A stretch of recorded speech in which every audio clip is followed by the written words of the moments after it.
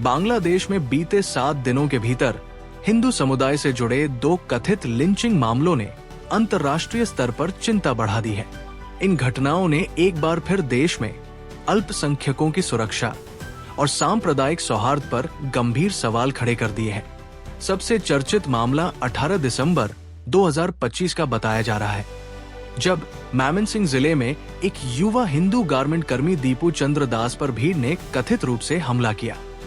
रिपोर्टों के अनुसार मारपीट के बाद उसकी मौत हो गई और फिर उसके शव के साथ अमानवीय व्यवहार किए जाने के आरोप लगे। घटना के बाद इलाके में विरोध प्रदर्शन और आक्रोश की खबरें भी सामने आई। इसी अवधि में एक अन्य जिले से भी एक और हिंदू व्यक्ति की लिंचिंग की सूचना सामने आने की बात कही गई, जिससे स्थानीय अल्पसंख्यक समुदायों में भय और असुरक्षा का माहौल बनने की चर्चा तेज हो गई।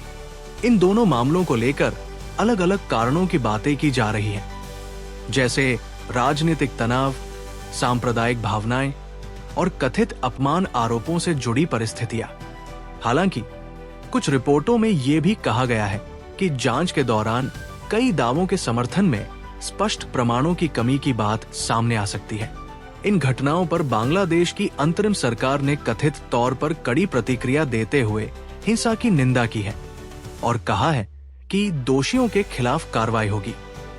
पुलिस द्वारा 10 से अधिक लोगों की गिरफ्तारी और जांच जारी रहने की बातें भी रिपोर्ट की गई है।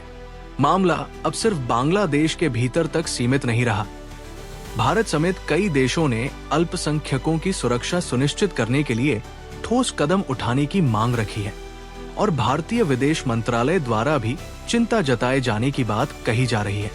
साथ ही अंतर्राष्ट्रीय मानवाधिकार संगठनों ने भी कथित घटनाओं की निंदा करते हुए न्याय की मांग को दोहराया है।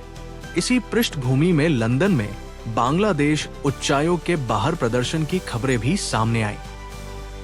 बताया गया कि ब्रिटेन में मौजूद भारतीय और बांग्लादेशी हिंदू समुदाय समर्थक समूह ने कथित हमलों के विरोध में आवाज उठाई और जस्टिस व अल्पसंख्यकों की सुरक्षा की मांग की।